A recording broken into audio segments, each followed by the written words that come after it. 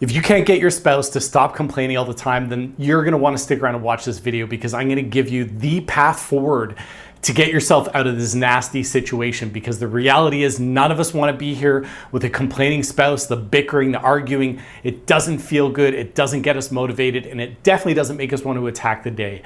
Before I get there, hit subscribe to my channel. Each and every one of you subscribing helps me in my mission to save 1 million marriages, and I'm so glad to have you on this journey with me, so thank you guys so much. Let's get into it.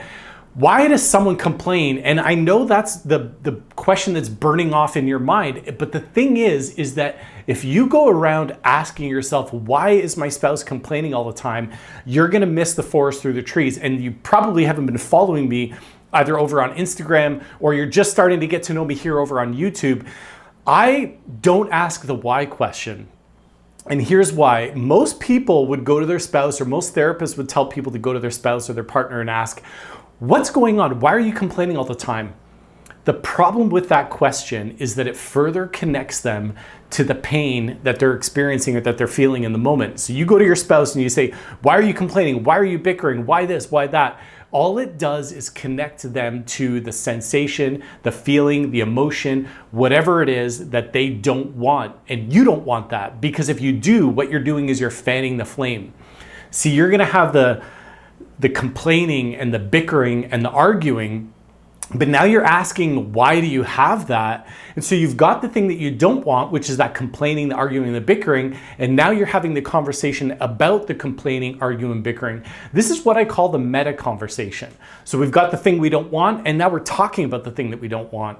The danger in this is that we don't make forward progress. See, the reality is that couples, when they find themselves in this place of disconnection, which is what we're gonna get to, they don't have the bandwidth to continue here for indefinite amounts of time. We don't have a year to stick around. We're checking out emotionally, getting into like digital conversations and connections with people online. Maybe it's with a coworker. We start looking around for whatever self-soothing we can latch onto. That could be alcohol, that could be shopping addiction, it could be anything. I've even seen people go to the gym for 3-4 hours. Now that's a very healthy form of self-soothing. But if it takes away from you and your partner spending time together and maintaining and nurturing your relationship, then even 4 hours in the gym every single day is not going to be healthy.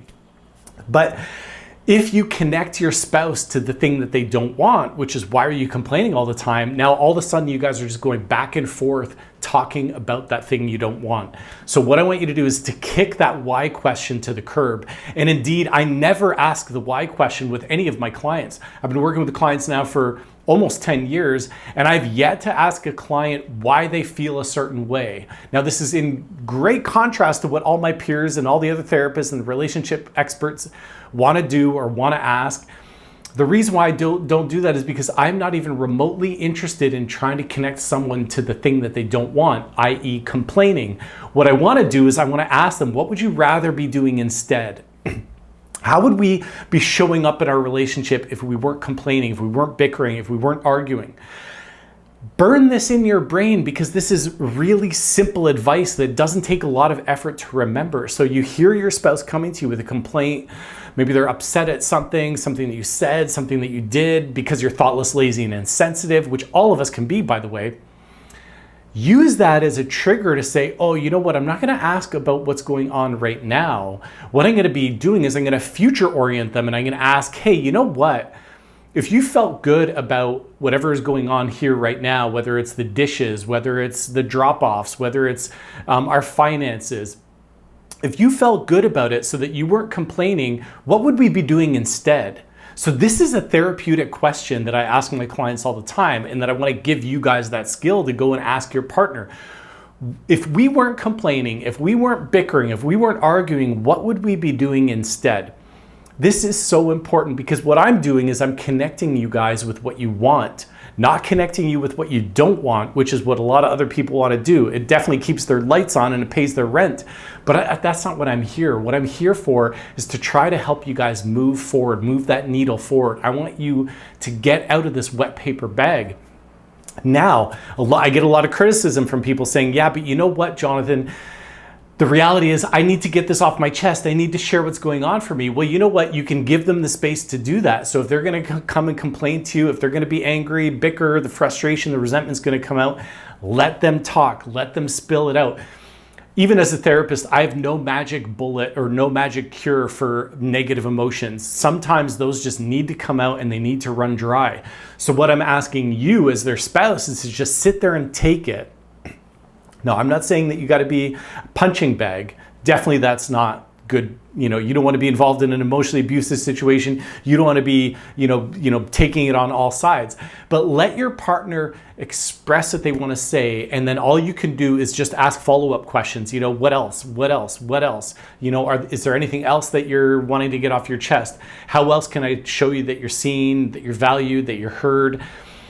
And let them talk themselves out. They will tire themselves out. Those complaints will come to an end, and that's your turn. You're going to notice that moment in their intonation, whether they hit a pause, you'll see it in their body language. Maybe they'll relax finally. But when they do, that's when you spring into action, and you're going to say, you know what? If this wasn't going on right now and we could actually do something positive about this, if we could take whatever you're feeling, whatever happened that I did to upset you, and we could flip it on its head and make some good out of this, turn those lemons into lemonade, what could I say? What could I do? What could we be doing that would let you know that we want to move forward in the direction that we want to go, not into the place that we don't want to go, which is the complaining. We want to go into the place of connection. And I alluded to that a little bit earlier where I talked about disconnection.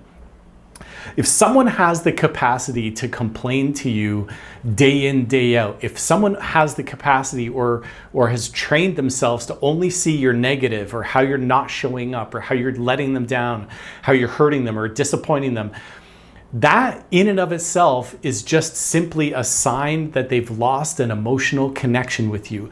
They're going through what I call connection decay, right? So what you want to be doing is you want to be asking, like that investigator, how can I nurture this emotional connection? How can we get back on the same team? This is so important.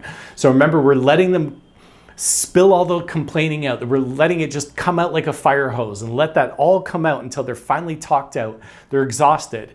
And then they catch their breath and they hit that pause and they give you the opportunity to spring in. And you're going to spring in with those questions of connection. Hey, sweetheart, if we were on the same team here, what could I say or what could I do that could get us moving in the direction that we want to be going and not being stuck in that place that we don't want to be, which is in that complaining place? This is super, super simple. It's not easy. So it's going to take some practice. You got to realize that, because the reality is to sit there and hear it and take it from all sides and all angles is not for the faint of heart. You're going to need some strength. You're going to need some courage.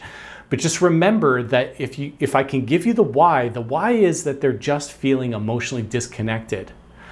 So let all the complaining out, let the bickering out, and then ask yourself, what can I do here right now to get them back into the lifeboat? How can I help them back in and let them know that I'm on their team? We're on the same team. We're on the same side, that we can do this together and bring back this moment of connection in our relationship so that we have this clear vision of where we want to go together. So there's no doubt in our mind that we're both traveling down this yellow brick road together. That's what they want to know. People that complain have lost the emotional connection. They've gone through connection decay. Help them get that connection back, and that complaining will resolve itself, just like back pain.